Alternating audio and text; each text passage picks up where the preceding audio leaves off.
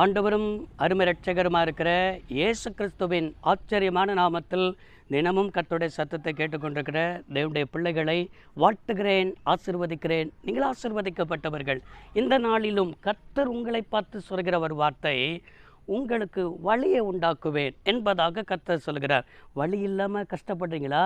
குடும்பத்திலையும் சரி, பிஸ்னஸ்லையும் சரி, அது மாத்திரமல்ல பிள்ளைகளுடைய எதிர்காலங்களிலும் சரி, எந்த காரியத்தில் கூட கஷ்டப்பட்டு வேதனைப்பட்டு புலம்பிக் கொண்டு கண்ணீர் வடித்து கொண்டிருக்கிற சகோதரனே சகோதரியே, உன்னை பார்த்து கர்த்தர் தருகிறார். சங்கீதம் 32ஆம் சங்கீதம் 8வது வசனம் என்ன சொல்லியிருக்கிறார் தெரியுமா?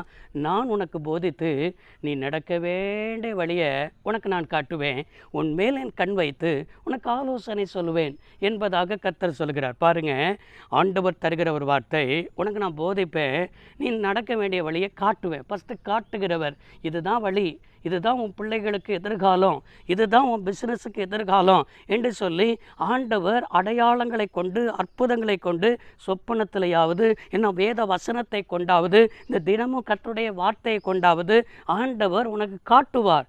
ரெண்டாவது, காட்டிட்டு அதற்கு ஆவியானவர் நடத்துவார். நடத்திட்டு என்ன செய்வார் தெரியுமா?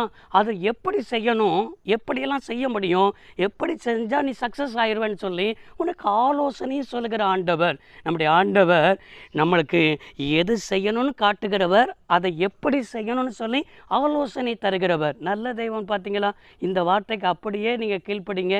செங்கடல்ல இஸ்ரவேல் ஜனங்களுக்கு வழி திறந்தது போல, யோர்தான்ல இஸ்ரவேல் ஜனங்களுக்கு வழி திறந்தது போல உங்களுக்கு வழி திறக்கப்படும். அப்படியே ஜெபம் பண்ணுவோம். சர்வ வல்லமையுள்ள தெய்வமே, அன்பு தகப்பனே, இந்த வார்த்தையின்படியே நம்முடைய பிள்ளைகளுக்கு ஆண்டவரே பாதை இது என்று காட்டுவீராக. ஆலோசனை